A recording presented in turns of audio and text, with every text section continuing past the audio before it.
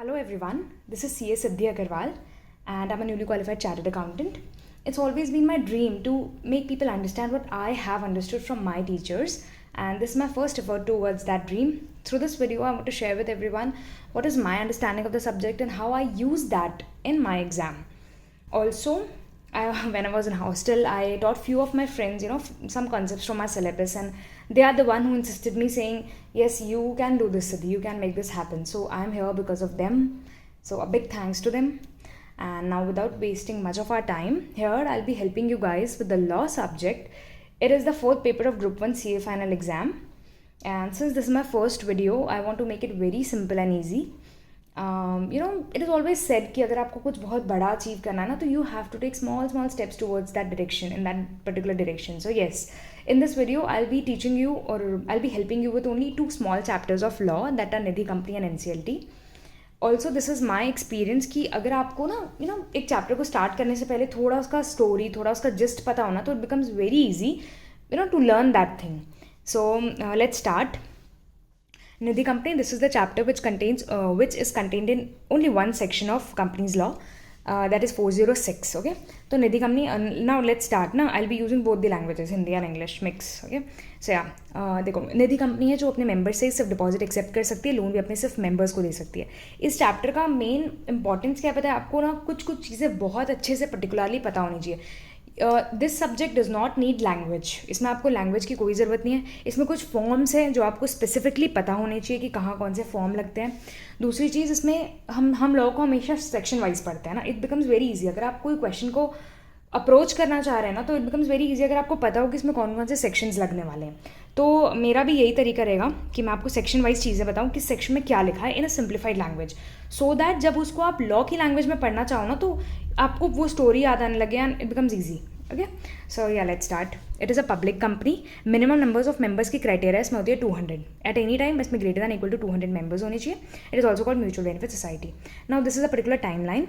इसमें ये लिखा हुआ है कि जैसे ओल्ड लॉ था हमारा कंपनीज एक्ट 1957, तो उसमें क्या होता था ना, उसमें जैसे जो भी उस टाइम पे जो भी कंपनी डिक्लेयर्ड एज निधि या फिर अवेटिंग देयर डिक्लेरेशन एज निधि, उनको फाइल करना पड़ता है NDH4. फॉर्म नंबर है NDH4 within 6 months from. This is a date जो आपको याद रखनी पड़ेगी, दैट इज 15 August 2019. इससे 6 months के अंदर इनको फॉर्म डालना है NDH4. इस पूरे चैप्टर में आपको 4 फॉर्म याद रखना है, that is NDH1, 2, 3 and 4. Here we are discussing about NDH4. उसके बाद हमारा कंपनीज लॉ 2013 आया, जो कि 1/4/14 से स्टार्ट हुआ फॉलो होना. इस गैप में और एक अमेंडमेंट आई हमको 15/8/19, ऐसे कि मैंने कहा ये आपको डेट याद रखनी है. इसमें अमेंडमेंट हुआ, अमेंडमेंट रूल्स को जाए थे. सो इन दोनों के गैप वाली जो कंपनीज हैं उनको NDH4 फिल करना है लेटर ऑफ. हमेशा ये चीज़ याद रखिएगा, letter of 1 year of incorporation और 6 months from this particular date. Done. और फिर इसके बाद वाली जो कंपनी, इस डेट के बाद वाली जो कंपनी है, उनको फिल करना होता है within 60 days after the expiry of letter of. इन दोनों में आप पहले लेटर डेट निकाल लीजिए, उसके बाद भी आप उसको एक्स्ट्रा 60 days दीजिए. तो this is 1 year of incorporation and extended time by RD, that is regional director. ये टाइम खत्म हो जाएगी, ये टाइम जब टाइम लिमिट आ जाएगी इन दोनों में से लेटर वाली, उसमें भी आप प्लस 60 days करके उसको टाइम देंगे फॉर्म फिल करने का. इस सबसे इंपॉर्टेंट चीज़ ये है कि अगर आपने NDH फॉर्म को कंप्लायंस सही से नहीं किया, उसको टाइम से फिल नहीं किया, तो you are not allowed to fill SS7 and पास 3. मैंने उसका डिस्क्रिप्शन यहाँ पे लिख दिया, वो क्या होते हैं. Notice to ROC for alteration in share capital and pass 3 is return for allotment. तो ये दोनों फॉर्म आपको फिल नहीं करने मिलेंगे. नेक्स्ट इज़ निधि कंपनी में, निधि कंपनी में येस सिर्फ 406 सेक्शन है, बाकी सब कुछ इसमें रूल्स हैं. तो रूल्स नंबर आपको याद करने की कोई ज़रूरत नहीं है. रूल्स में से आपको पता होना चाहिए क्या है, क्या उसमें नंबर्स कौन कौन, not numbers, I am very sorry, not numbers. आपको अमाउंट पता होनी चाहिए. जैसे यहाँ से हम स्टार्ट करते हैं. Minimum paid up equity share capital 5 lakh होनी चाहिए. प्रेफरेंस शेयर्स इनमें अलाउड ही नहीं है. ऑब्जेक्टिव होता है निधि का, हाँ ऑब्जेक्टिव मैं आपको बताऊंगी. ऑब्जेक्टिव यही होता है कि उनको एक सेविंग का हैबिट डलवाना है अपने मेंबर्स में. ठीक है. निधि लिमिटेड, हाँ जो भी कंपनी निधि कंपनी बनती है उसके पीछे उनको निधि लिमिटेड लिखना पड़ता है. फॉर एग्जाम्पल माबेन Nidhi limited. Now there are few requirements. यहाँ पे हमने बोला within a period of 1 year from incorporation को 4 चीज़ें इंश्योर करनी है. सबसे पहला greater than equal to 200 members. यह है net own funds minimum 10 lakh rupees होना चाहिए. फिर अनइनकम्बर्ड टर्म डिपॉजिट है which is greater than equal to 10% of outstanding deposits. And last में होता है net own fund is to deposit ratio है 1:20. इट मीन्स जितना भी आपका नेट ओन फंड है ना, उसका 20 times ज़्यादा आप डिपॉजिट ले सकते हो, उससे ज़्यादा नहीं ले सकते. Okay. First financial year and के 90 दिन के अंदर आपको NDH1 जमा करना पड़ता है, which has to be duly certified by CA, CMA और CS. अगर आप ये नहीं कर पा रहे हैं, आपको लग रहा है आप ये नहीं कंप्लाई कर पाएंगे, तो आप फर्स्ट ईयर के एंड के 30 डेज़ के अंदर अंदर ना NDH2 फॉर्म डालिए और RD को अप्लाई कर दीजिए for extension of time limit. तो आपको 30 डेज़ के अंदर वो ऑर्डर दे देगा और वो may extend the time limit up to 1 year from the receipt of application. 1 साल आपको एक्स्ट्रा दे सकता है। तो यहाँ पे हमने सबसे पहले 4 पढ़ लिया था, NDH4, यहाँ पे NDH1 और NDH2 भी हमने कवर कर लिया है। नेक्स्ट इज, अगर आपने 1 साल आपको एक्सटेंडेड टाइम मिला, आपने उसमें भी ये कंप्लायंस नहीं किया वो 4 पॉइंट्स का, तो अगर फेलियर कंटिन्यू होता है तो Nidhi company is not allowed to accept any further deposits. Okay, restriction लगाया, आप chit fund business, hire purchase, leasing, insurance, acquisition of security सब बिजनेस नहीं कर सकते, इशू नहीं कर सकते प्रेफरेंस शेयर्स, डिबेंचर्स, आप अपना करंट अकाउंट नहीं खुलवा सकते यहाँ। फिर इसमें सब्सिडियरी, ये मैंने शॉर्ट फॉर्म लिखा है। सब्सिडियरी अगर आपको ओपन करानी है तो आपको 2 कंडीशन फुलफिल करनी पड़ती है। एक तो आपको SR पास करना है, दूसरा आपको RD से परमिशन चाहिए। ओके, लॉकर फैसिलिटी निधि कंपनी दे सकती है, बट उसमें एक रेस्ट्रिक्शन है कि आपकी टोटल इनकम के अप टू 20% ही वो कंस्टिट्यूट कर सकती है। लॉकर से आपको लॉकर फैसिलिटी प्रोवाइड करने से जो भी आपको इनकम आएगी ना, वो up to 20% of your gross income होनी चाहिए। उसके बाद हमने बोला body corporate can not be a member, pledge any assets ये आप नहीं कर सकते, सॉलिसिटेशन या फिर एडवर्टाइजमेंट नहीं कर सकते, private circulation to members only. Okay, फिर हमने बोला यहाँ पे एजेंट अपॉइंट करके आप काम नहीं करवा सकते। ठीक है, फिर हमने share capital, issue fully paid up equity share capital at least हमने लिखा था पहले 10 रुपीज़ की आपको देनी ही पड़ती है और मिनिमम 10 शेयर आपको देना पड़ेगा, अलॉट करना पड़ेगा। बट इसमें एक्सेप्शन आ गई कि सेविंग्स और RD में आप 1-1 शेयर देंगे तो भी चल जाएगा। Okay, then next is membership. Membership में लिखा है कि बॉडी कॉर्पोरेट ट्रस्ट इसका मेंबर नहीं बन सकता, greater than equal to 200 members at any time चाहिए। माइनर को ये लोग मेंबर नहीं बना सकते, पैसा लेके उसको डिपॉजिटर जरूर बना सकते हैं। अब देखिए ब्रांचेस के ऊपर पॉइंट है, इसमें ओपन और क्लोजर। ठीक है, अगर ओपन के बारे में हम बात करेंगे तो इफ़ अर्नड, हाँ, अगर हमने बोला एक निधि कंपनी ने कंटिन्यूसली पिछले 3 सालों में प्रॉफिट अर्न किया है, कंटिन्यूसली अगर उनका नेट प्रॉफिट ही दिख रहा है, तो हमने बोला वो आप ब्रांचेस खोल सकती हैं। एक पर्टिकुलर डिस्ट्रिक्ट के अंदर आप मैक्सिमम 3 ब्रांचेस खोल सकते हैं, अप टू 3। अगर आपको डिस्ट्रिक्ट से बाहर निकलना है तो आपको 2 परमिशन चाहिए, एक आपको RD और एक आपको इंटीमेशन देना पड़ेगा ROC को आफ्टर 30 डेज ऑफ ओपनिंग। आप खोल लीजिए, बस 30 दिन के अंदर उसको बता दीजिए। आउटसाइड स्टेट आप नहीं जा सकते। फिर फाइनेंशियल ईयर और ऑडिट रिपोर्ट या ROC को टाइमली सबमिट करना है। फिर हमने बोला क्लोजर के लिए क्या है, advertisement in the newspaper in vernacular language. हाँ, एटलीस्ट 30 डेज प्रायर। ऑब्वियसली अगर आप क्लोज करने वाला तो आप पहले ही बताएंगे ताकि किसी को अपना अकाउंट बंद कराना है, किसी को कुछ भी रिलेटेड क्वेरी है तो वो सॉर्ट आउट करा सके। तो हमने बोला advertisement in the newspaper in vernacular language at least 30 days prior to the closure. Fix a copy of advertisement on the notice board at least 30 days from the date of advertisement and ROC को 30 दिन close कर दीजिए, उसके 30 दिन के बाद ROC को बता दीजिएगा। नेक्स्ट हमारे पास एक छोटा सा फ्लो चार्ट है डिपॉजिट्स के ऊपर ना। तो इसमें 3 टाइप की डिपॉजिट्स होती है, FD, RD एंड सेविंग्स। या ऐसे आप ना कि टेबल टाइप अपने दिमाग में हमेशा याद रखेंगे ना, तो ये आपको इसका लैंग्वेज पढ़ने का ज़रूरत ही नहीं पड़ेगा। ओके, सो आप इसको ऐसे याद रख लिए, टाइप होंगे FD, RD और सेविंग्स। इसमें इक्विटी शेयर इनको कम से कम 10 देना है, इनको 1-1 देना है। टेन्योर होता है इनका 6 months to 60, थोड़ा कम 12 to 60, सेम 12 to 60। ओके, यहाँ पे रेट ऑफ इंटरेस्ट क्या होता है, आई से मैंने रिप्रेजेंट किया what is the rate of interest. Maximum rate for NBFC prescribe by RBI, same for RD, पर यहाँ पे होता है interest which is offered by nationalised bank, उसमें प्लस करते हैं 2%। Okay, saving interest paid up to only 1 lakh rupees. 1 lakh के ऊपर आप कितना भी पैसा निधि कंपनी में जमा कर रहे हैं उसके ऊपर आपको इंटरेस्ट नहीं मिलेगा, सिर्फ 1 लाख रुपये तक पे ही इंटरेस्ट मिलता है। अब प्री मेच्योर टर्मिनेशन को लेकर थोड़े इंपॉर्टेंट पॉइंट्स है, दिस इज अ सेक्टर यहाँ से क्वेश्चन आ सकते हैं। इसमें लिखा है no termination for first 3 months, पहले के 3 months में तो आप टर्मिनेट करा ही नहीं सकते, और फिर 3 से लेके 6 महीने के बीच में आप टर्मिनेट कराएंगे तो उस पर आपको कोई इंटरेस्ट नहीं मिलेगा। No interest of termination from 3 months within 6 months। And अगर आप 6 months के बाद टर्मिनेट कराते हैं पर मेच्योरिटी के पहले टर्मिनेट करा लेते हैं तो जो भी आपको इंटरेस्ट मिलने वाला है ना वो 2% से रिड्यूस हो जाएगा। जितना भी आपको इंटरेस्ट रेट सपोज 10% मिल रहा है तो 8% मिलने लगेगा। But all these 3 points are not applicable in case of death of depositor. अगर डिपॉजिटर की डेथ हो गई है तो फिर ये सब चीज़ें नहीं मायने रखती, ये सब चीज़ें नहीं फॉलो की जाएंगी। Next is about loan. ये टेबल भी आपको बहुत अच्छे से याद होनी चाहिए। लोन आप सिर्फ मेंबर्स से डिपॉजिट एक्सेप्ट करते हैं तो लोन भी आप सिर्फ मेंबर्स को ही दे सकते हैं। यहाँ पे देखिए डिपॉजिट, यहाँ पे ना लेस देन वाला है, not less than equal to. ऊपर वाले कैटेगरी में सिर्फ लेस देन है, less than 2 crore, this is 2 crores to 20 crores, this is 20 to 50 and this is less than 50। I am sorry, more than 50, this is deposit is more than 50 crores। Okay, तो loan पर member आप कितना कितना दे सकते हैं तो उसको आप ऐसे याद रखिएगा, 2 लाख, फिर 7.5, फिर 12, फिर 15, तो 2, 7.5, 12 एंड 15। उसके बाद एक चीज़ में ये, अगर कंटिन्यूसली पिछले 3 सालों में आपको लॉस है तो आपका लोन देने का अमाउंट 50% हो जाता है। Means 1, 3.75, 6 and 7.5। आप इसको पॉइंट्स में ना ऐसे अलग अलग नंबर्स ना याद रखें, ऐसे बस याद रखिएगा कि वो 50% हो जाएगा। फिर members default in the repayment, कोई उनको फ्रेश लोन नहीं मिलेगा। लोन अगेंस्ट सिक्योरिटी आप कुछ भी दे सकते हैं, मोल प्रॉपर्टी रखवा लो, गोल्ड्स एंड ज्वेलरी रखवा लो, NSC या FD सर्टिफिकेट्स रखवा लो, एक्सेट्रा। दूसरी चीज़ होती है निधि कंपनी जो भी लोन देती है और जो भी डिपॉजिट लेती है। तो देखिए, लोन अगर वो दे रही है तो वो उस पर इंटरेस्ट लेगी, और डिपॉजिट अगर वो डिपॉजिट रखने दे रही है तो उसमें इंटरेस्ट देगी। तो जो भी वो इंटरेस्ट ले रही है और जो इंटरेस्ट वो दे रही है उसका difference less than equal to 7.5% ही होता है उस दोनों का डिफरेंस। ठीक है, तो हमने बोला कि हाँ, एक सेम क्लास ऑफ लोन्स के लिए उसको same rate of interest charge करना है। Displayed on the notice board, वो प्रॉपर्ली डिस्प्लेड होगा कि इस लोन पे हम इतना इंटरेस्ट दे रहे हैं at registered office and each branch of Nidhi company. हर रजिस्टर्ड ऑफिस पे, उसके रजिस्टर्ड ऑफिस पर और हर ब्रांच पे लिखा होना चाहिए, उनके नोटिस बोर्ड पे ये लगा होना चाहिए। डायरेक्टर्स की हम बात करेंगे तो directors shall be a member. Usually ये क्राइटेरिया नहीं होता है, लेकिन यहाँ पे अगर आप वो मेंबर हो तभी आप जाके उस निधि कंपनी के डायरेक्टर बन सकते हो।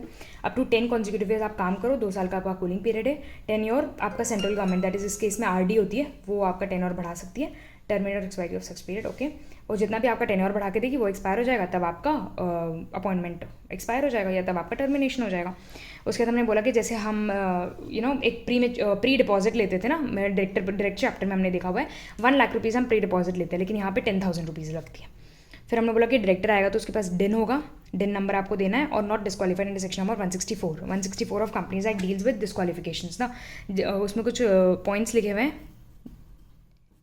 अगर वो पॉइंट्स डायरेक्ट कोई भी डायरेक्टर या कोई भी मेंबर, कोई पर्सन अट्रैक्ट करता है तो वो ही और she is disqualified to become a director of the company. So आपको वो पॉइंट्स के अंदर नहीं आना है। Dividend maximum Nidhi company 25% dividend दे सकती है। अगर उससे ज़्यादा देना है तो 3 कंडीशन फुलफिल करनी है। And equal amount has to be transfer to general reserve. No default and repayment of the mature deposit and interest, कोई डिफॉल्ट का उसका हिस्ट्री नहीं होना चाहिए। And complied with all the rules of Nidhi company. Okay, auditor के बारे में बात करते हैं। इंडिविजुअल है तो 5 साल काम करेगा, 2 साल कूलिंग पीरियड। फर्म 5 साल 2 बार टेन्योर में काम करेगी, 2 साल cooling period. Auditor holding the office as an auditor before the commencement of the act, वो पीरियड भी आपके 5 साल में काउंट होगा। Okay, we are done with this sheet also. Compliance, आपको एक हाफ ईयरली हमने निधि, हाँ हमने NDH नंबर 1, 2 एंड 4 पढ़ लिया, बस 3 बचा हुआ है, वो हम यहाँ पे देख रहे हैं। हाफ ईयरली रिटर्न आपको डालनी पड़ती है with in 30 days from the end of half year ना। जैसे यहाँ पे लिखा है 30 सितंबर पे हाफ ईयर खत्म होता है, उसके 30 दिन के अंदर भर दीजिए, और 31 सेकेंड हाफ खत्म होता है उसके 30 दिन के अंदर भर दीजिए। ठीक है, तो हमको NDH 4 प्लस फीस देनी है, NDH 3 प्लस फीस देनी है, duly certified by CA, CS और CMA। ऑडिटर का एक सर्टिफिकेट लगता है every year and has to be certified, has to be annexed to the audit report. Prudential norms की बात करते हैं, सबको पता होता है कि कब कौन सा पर्टिकुलर लोन स्टैंडर्ड, सब स्टैंडर्ड, डाउटफुल, लॉस की कैटेगरी में होता है। तो यहाँ पे ड्यू मतलब मैंने टाइमिंग लिख दी है, 12 मंथ्स, 2 years, 1 year, कब आपको क्या होगा, इसके बेसिस पे आपको कुछ 1 सेकेंड या इसके बेसिस पे प्रूडेंशियल नॉर्म्स, हाँ इसके बेसिस पे आपको बनाना पड़ता है परसेंटेज। सो सिक्योर्ड में आपको कुछ ज़रूरत नहीं है बनाने की, अनसिक्योर्ड में आपको ये लिमिट याद रखना है, 0, 10%, 25 एंड 100%। ओके, ये भी हमको पता होता है कि जैसे हम कोई भी इंटरेस्ट इनकम रिकॉग्नाइज करने वाले हैं तो हम उसको अक्रूवल बेसिस पे करते हैं, बट अगर वो NPA हो जाता है तो वो कैश बेसिस हो जाता है। ठीक है, then power for the purpose of enforcing compliance, ROC may take assistance from any CA, CS और CMA। Okay, violated any rules और failed to function any of the MO या फिर AOA, तो central government will appoint a special officer ना। Central government यहाँ पे एक special officer appoint करता है, और वो special officer management of Nidhi company की सारी पावर्स टेक ओवर कर लेगा। अपॉर्चुनिटी ऑफ बीइंग हर्ड बिल्कुल दी जाएगी। पेनाल्टी है यहाँ पे up to 5,000 rupees which will continue 500 per day, आपका वो पेनल्टी कंटिन्यू होगी अगर आपने यहाँ पे नॉन कंप्लायंस किया तो। फिर यहाँ पे नोटिस टू मेंबर्स ना, कोई भी चीज़ के लिए मेंबर्स को नोटिस देना है तो हमने बोला हाँ बिल्कुल दे सकते हैं, बट इसमें क्या होता है ना, जैसे face value of the share है ग्रेटर दैन 1,000 रुपीज़ होना चाहिए, या फिर 1% of total paid up share capital होना चाहिए। इन दोनों में जो भी लेसर है ना, वो जो मेंबर्स होल्ड करें उनको ही नोटिस जाएगी। फॉर अदर शेयर होल्डर्स, अब नॉर्मली वो छोटे छोटे शेयर होल्डर्स हैं उनके लिए आप पब्लिक नोटिस लगा दीजिए, that would be sufficient. Public notice is in the newspaper and in district में, particular district where the RO is situated, and हमने बोला in the notice board. Okay, public notice आपको न्यूज़पेपर में भी देनी है और अपने नोटिस बोर्ड में भी लगानी है। ठीक है, प्राइवेट प्लेसमेंट आप नहीं कर सकते। Voting rights on pool is restricted to 5% of the total voting rights of equity share holders. Right shares आप इशू नहीं कर सकते। डिविडेंड ऑफ ₹100 और लेस, हाँ अगर 100 और लेस का आप डिविडेंड बांट रहे हैं तो लोकल लैंग्वेज होना चाहिए इन 1 local newspaper, and notice board at least 3 months के लिए डिस्प्लेड होना चाहिए। एनुअल रिपोर्ट ग्रेटर देन 1,000 और 1%, विच एवर इज लेस तो लोकल न्यूज़ है, बाकी लोगों के लिए लोकल न्यूज़ है नोटिस बोर्ड में लगा होना चाहिए। Filing fees in respect of every return of allotment and ₹1, ये आपका पेनाल्टी है, ₹1 for every 100 fair value of the shares allotted. Additional fees less than equal to normal fees, हमेशा additional जो भी लगेगी ना वो नॉर्मल फीस से लेस दैन और इक्वल टू ही रहेगी। With this we have completed Nidhi company. अगर आप ये इंट्रो पार्ट देख के निधि कंपनी पढ़ने बैठेंगे ना तो it will hardly take 20 minutes to complete the entire chapter. Okay, now we'll be starting with NCLT. NCLT को NCLT is distributed under these sections. हमने बोला कि ये 407 एकदम अलग से है, तो हम इसको ऐसे याद रख सकते हैं कि हमने 406 जस्ट निधि हमने कंप्लीट किया एंड 407 NCLT में आ रहा है. आफ्टर दैट 420 to 434 ये सेक्शन रन करता है. 407 डेफिनेशंस के ऊपर है. देखिए, NCLT को हम ट्रिब्यूनल बोलते हैं, NCLAT दैट इज नेक्लैट, इसको हम एपेलेट ट्रिब्यूनल बोलते हैं. ठीक है, तो 407 में कुछ भी नहीं, इनके कुछ पोजीशंस के बारे में बताया गया. जैसे हेड को हम प्रेसिडेंट बोलते हैं, बट यहाँ पे चेयरपर्सन बोलते हैं. कुछ जुडिशियल मेंबर्स हैं, यहाँ पे भी कुछ जुडिशियल है, यहाँ पे कुछ टेक्निकल मेंबर्स हैं, यहाँ पे भी कुछ टेक्निकल मेंबर्स हैं. इन दोनों बड़े बड़े आदमी को भी हम जुडिशियल मेंबर्स ही बोलते हैं. ठीक है, सेक्शन नंबर 420 है ऑर्डर ऑफ ट्रिब्यूनल. देखो, सबसे पहले अब इसमें जैसे 420 है, फिर 420 सबसेक्शन 1 ना, तो सेक्शन 420 सबसेक्शन 1, 2 एंड 3 मैंने ऐसे बांट दिया है, ईजी होगा आपको जरूर याद करने में. तो हमने बोला फर्स्ट होता है रीजनेबल अपॉर्चुनिटी, ऑर्डर पास करते हैं बिल्कुल रीजनेबल अपॉर्चुनिटी ऑफ हर्ट देंगे. सेकेंड होता है अमेंडमेंट ना. NCLT है from the date of passing the order, उसके 2 साल के अंदर अंदर अपना ऑर्डर को अमेंड कर सकती है. कोई भी ऐसी मिस्टेक को अमेंड कर सकती है जो कि एपरेंट फ्रॉम द रिकॉर्ड दिख रही है रिकॉर्ड्स में. ठीक है, तो आप एपरेंट अगर है वो मिस्टेक आप कर सकते हैं. तो यह टाइम लिमिट याद रखनी 2 साल के अंदर, प्रोवाइडेड दैट कोई भी अमेंडमेंट उस ऑर्डर पे नहीं हो सकता जिसके अगेंस्ट में एक अपील शुरू हो चुकी है ना. अपील अगर प्रेफर हो चुकी है, फाइल हो चुकी है, तो उसकी उस ऑर्डर को आप अमेंड नहीं कर सकते. फिर आप कॉपी ऑफ ऑर्डर को सर्कुलेट कर दीजिए मेंबर्स को, जो भी उसमें कंसर्न पार्टी आप उसको सर्कुलेट कर दीजिए. नेक्स्ट है सेक्शन नंबर 421. देखो 420 क्या है, ऑर्डर देगा. 421 के ऑर्डर पसंद नहीं आया तो सामने वाला अपील करेगा, तो appeal from order of tribunal. तो अग्रीव पार्टी जो होती है ना ट्रिब्यूनल के ऑर्डर, वो नेक्लैट पे जाके अपील करेगी. कोई अपील नहीं हो सकती उस ऑर्डर के लिए जिस ऑर्डर को पास किया था NCLT ने with the consent of parties. ये एक बहुत इंपॉर्टेंट क्वेश्चन है. ये क्वेश्चन में पूछा जाता है स्टोरी बना के कि अगर सामने वाले पार्टी ने कंसेंट दिया तो क्या ये कर सकती है, क्या सामने वाले जाके प्रेफर कर सकती है नेक्लैट में अपील. तो इट्स आंसर इज नो, वो नहीं कर सकती. ठीक है, इसके बाद हमने बोला यहाँ पे टाइम लिमिट दे दिया 45 डेज प्लस 45 का एक्सटेंशन है. और ये 45 डेज कहाँ से काउंट होता है, तो from the date of copy of order was receive. जैसे ही NCLT ने पास किया ऑर्डर, आपको ऑर्डर मिल गया हाथ में, उसके बाद आपके 45 डेज स्टार्ट हो जाते हैं. 45 plus 45. Okay, opportunity being heard दी जाएगी. नेक्लैट जो होती है अपना ऑर्डर पास करके NCLT और पार्टीज कंसर्न को इन्फॉर्म कर देती है कि मैंने या तो कन्फर्म कर दिया, सेट असाइड कर दिया, कुछ चेंज नहीं किया. जो भी वो ऑर्डर देती है वो आप उसको सर्कुलेट कर देगी. 422 होता है एक्सपीडियस डिस्पोजल. इसका मतलब होता है आप जल्दी करो पर आप इनजस्टिस मत करो. यहाँ पे लिखा हुआ है जल्दी करो बट इनजस्टिस नहीं करना है. इसका टाइम लिमिट होता है 3 months प्लस 90 डेज का extension. Both the limits are same ना, बट उसको लिखने का तरीका अलग है. 3 months होता है एक्सपीडियस डिस्पोजल के लिए, प्लस उसमें 90 डेज का एक्सटेंशन है. 423 सेक्शन है, यहाँ एक्चुअली मैं इसकी हेडिंग लिखना भूल गई हूँ. ये है appeal to supreme court. Okay, अगर आप नेक्लैट के भी ऑर्डर से परेशान हैं तो आप जाइए सुप्रीम कोर्ट में करिए. वही 60 डेज आपके काउंट होंगे रिसिप्ट ऑफ ऑर्डर से. वहाँ पे 45 प्लस 45 था, यहाँ 60 प्लस 60 है. दूसरी चीज़ ये बहुत इंपॉर्टेंट है कि सुप्रीम कोर्ट में कोई भी चीज़ टिकती कब है, जब वो क्वेश्चन ऑफ लॉ पे हो, not question of any fact. तो आपको क्वेश्चन ऑफ लॉ का ध्यान रखते हुए वहाँ पे जाके अपील करना है. Next section is 424. ये एक इंपॉर्टेंट सेक्शन है इस चैप्टर का, दैट इज प्रोसीजर ना. प्रोसीजर किस तरीके से प्रोसीजर NCLT और नेक्लैट फॉलो कर रही है. तो देखिए, NCLT and NCLAT is not bound by code of civil procedure 1908, but they are bound by these 3 things, that is principles of natural justice, companies act as well as IBC code. ठीक है, to regulate their own procedure. इनके पास ये power है कि वो अपने खुद के प्रोसीजर को खुद से रेगुलेट कर सकती है. इसके भी क्लॉज 1 में सबसेक्शन 1 में ये लिखा था, 2 में लिखा है कि इसके पास सेम पावर्स होती है as that of civil court. Okay, for example ये समन कर सकती है कोई पर्सन को, उसको एनफोर्स कर सकती है कि आप हमारे सामने आइए, enforce the person for the attendance. फिर हमने बोला कि एग्जामिन कर सकती है उसको ओथ पे. फिर हमने बोला discovery and production of documents और एनी अकाउंट्स. उसके बाद हमने बोला कि कोई भी एविडेंस को बोल सकती है एफिडेविट करवा के लाइए. ओके, फिर रिक्वेश्चन कर सकती है कोई भी पब्लिक रिकॉर्ड को. दूसरा, एक्स पार्टी डिसीजन भी दे सकती है, एक्स पार्टी मीटिंग भी बुला सकती है. एक्स पार्टी मतलब जो कंसर्न पार्टी है, जो अग्रीव्ड पार्टी है, उसकी एब्सेंस में भी वो ये कर सकती है. वो ऑर्डर भी पास कर सकती है और सामने कोई मीटिंग भी ऑर्गेनाइज कर सकती है. 421 होता है appeal from order of sorry this. फिर हमने बोला कि ये जो ऑर्डर होता है ना, ये उसके थर्ड पार्ट में लिखा है ना. ये हमने यहाँ पे पढ़ लिया प्रोसीजर का first part, this is the second part, और ये है थर्ड पार्ट. ऑर्डर, ये जो भी NCLT नेक्लैट ऑर्डर देती है वो as a decree of court काम करता है. ऑर्डर अगर अगेंस्ट एनी कंपनी है तो उसके RO में भिजवा दीजिए, और अगर कोई पर्सन है, पर्सन के अगेंस्ट में, तो आप क्या करिए, वो पर्सन जहाँ रिसाइड करता है या फिर वो अपना बिजनेस कैरी ऑन करता है या पर्सनली वर्क करता है फॉर गेन, उसके वहाँ पे भिजवा दीजिए. It shall be like equal to that you have complied with the provisions. Okay, 4th में लिखा है proceedings before NCLT NCLAT shall be deem to be the judicial proceedings. Okay. 425 में लिखा है power to punish for contempt. ये question हमारे अभी exam में आया था कि हमको लिखना था अबाउट सेक्शन नंबर 425. ओके. सो यहाँ पे लिखा है कि हमारी जो एनसीएलटी नेग्लेक्ट होती है ना, वो इक्वल है हाई कोर्ट के. जो भी हाई कोर्ट के सामने जैसे आपने कोई केस प्रेजेंट किया है उस तरीके से ही इनके सामने केस प्रेजेंट होता है. तो हाई कोर्ट में जो भी एडवोकेट जनरल होते हैं वो इक्वेलेंट होते हैं हमारे यहाँ के लॉ ऑफिसर्स के जैसे. ओके. 426 होता है डेलीगेशन ऑफ पावर्स. बिल्कुल, ये किसी भी ऑफिसर को, किसी भी पर्सन को अपने पावर्स डेलीगेट करके बोल सकते हैं कि जाइए आप हमारे बिहाफ में इंक्वायरी करिए और हमको रिपोर्टिंग करिए. ठीक है. तो they have this power. Next section is 427 which is public servants ना. तो हमने बोला यहाँ का जो भी प्रेसिडेंट है या चेयरपर्सन है, एनसीएलटी में मैंने बताया आपको प्रेसिडेंट होता है, नेग्लेक्ट में चेयरपर्सन होता है. इनके जो भी मेंबर्स हैं, इनके ऑफिसर्स हैं, एम्प्लॉयज़ हैं, जो भी एनसीएलटी नेग्लेक्ट के, वो एक पब्लिक सर्वेंट्स की तरह काम करते हैं आपके लिए. Okay.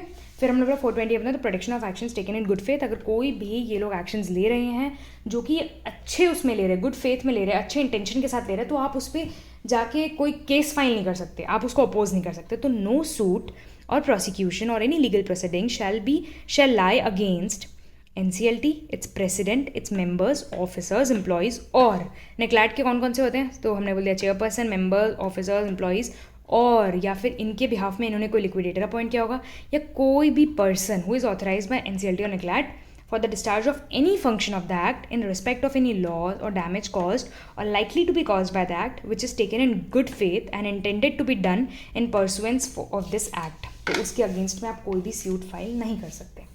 Now coming to section number 429 power to seek assistance. Assistance का क्या मतलब होता है? हेल्प. बिल्कुल इनको पावर है भाई, आप किसी से भी हेल्प लीजिए.